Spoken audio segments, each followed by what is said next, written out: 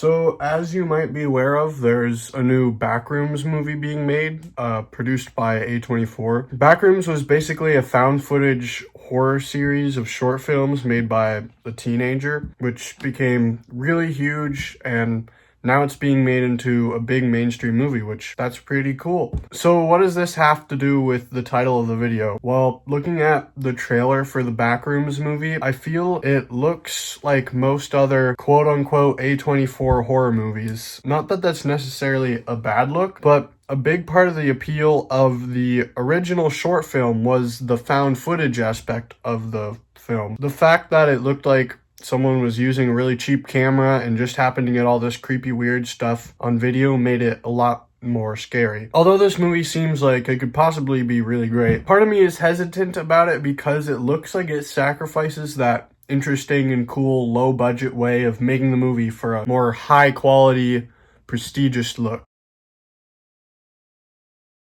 And that's really got me thinking, why are we so obsessed with high quality pictures? Why does everything have to be pristine and perfectly clear and high resolution in order to be considered good or worth our time? Now, don't get me wrong, there's definitely a place for that, and I really respect people like Christopher Nolan or even James Cameron for advancing IMAX technology and just being able to make the biggest, most impressive looking image possible. I myself am a big fan of owning Blu-rays over regular DVDs and using streaming because I want to get the best, most high resolution experience of a movie intended to be viewed that way. But for some reason, people seem to have it in their heads that a high quality image equals high quality art.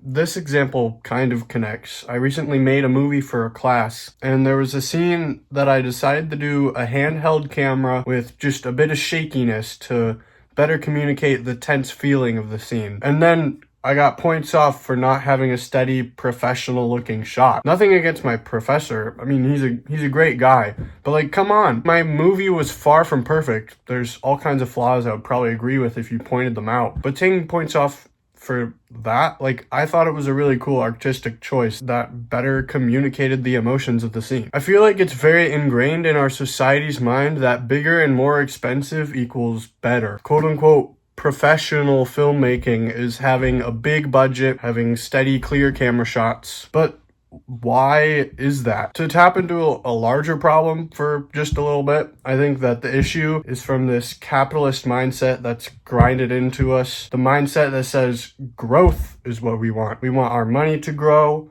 our property to grow, and we want our equipment that we use to make movies to grow. But what's so cool about filmmaking, especially in today's age of the internet, is that you can literally just do it. Just grab your phone and hit record. It's literally that easy. It's not the quality of the picture, but how it's used that makes the quality of the art.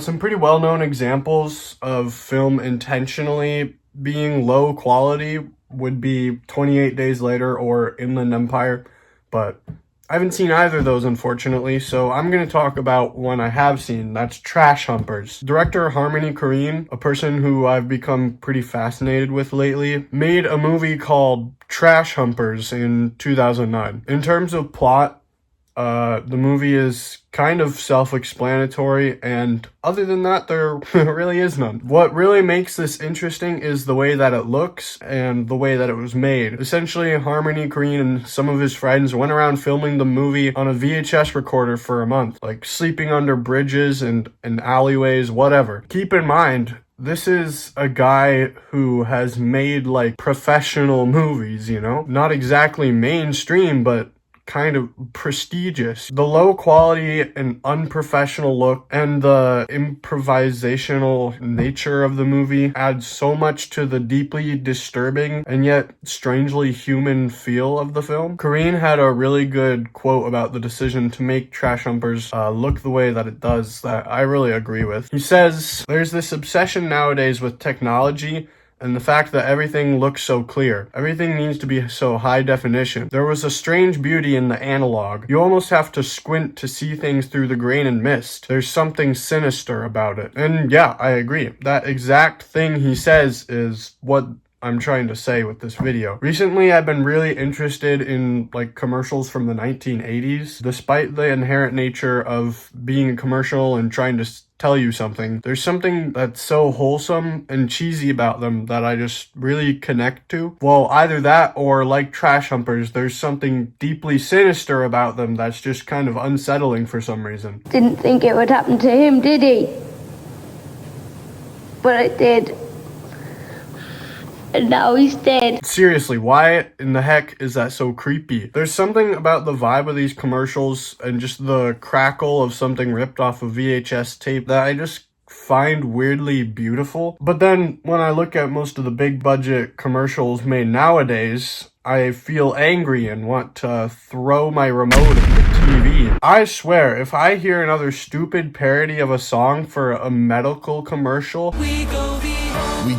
I'm going to hump a trash bin. So what's the difference here? Both are trying to sell me something, and both create an emotional response that was not intended by the makers of the commercial. A lot of the difference is simply the look. Personally, I'm more attracted to the look of crackly, grainy 80s commercials because it just feels more human. Another example of this human feeling in media would be like early YouTube videos, people just recording themselves on whatever recording device they had, talking to the camera. No fancy equipment, no graphics, just them in their camcorder or whatever. The videos are attractive because the look emphasizes the personality of the creator, the humanity with all of its flaws. Those videos are still made, of course, they're just not as mainstream, and I think there's kind of a want for a return to that style, especially with all the AI stuff. I mean, the video How to Make Pickle Pepsi at Home for Free came out 9 months ago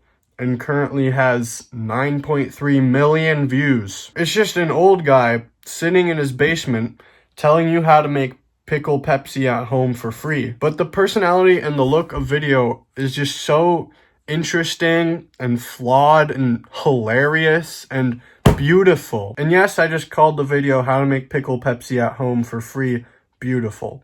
I stand by that. That video deserves all the more views than Watch Mojo or something like that.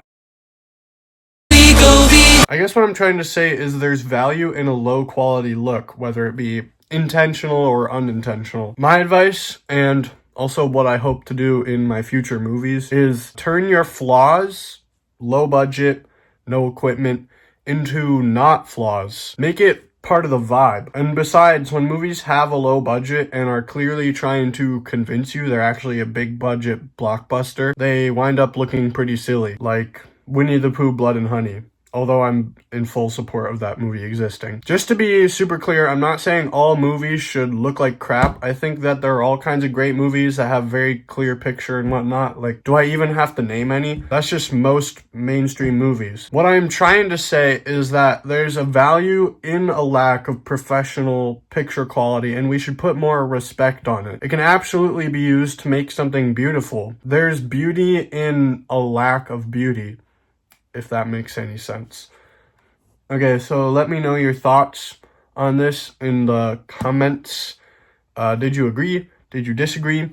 Whatever. And more importantly, what's your third favorite ska band? Okay, Elijah out.